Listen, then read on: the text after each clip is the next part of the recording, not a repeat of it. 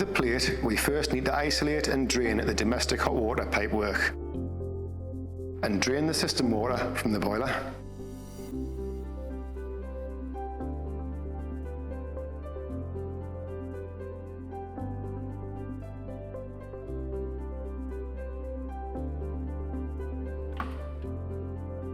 Then we are going to remove the condensate trap and the gas pipe for access.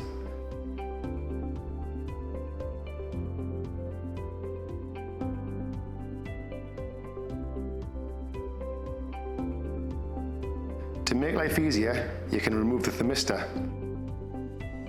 and then we unscrew the plate using the two 4mm Allen screws. The plate will then slide to the left, lift up and pull out to the left-hand side. Fit the new heat exchanger in reverse order using the new O-rings supplied, making sure the depressions are at the bottom of the boiler.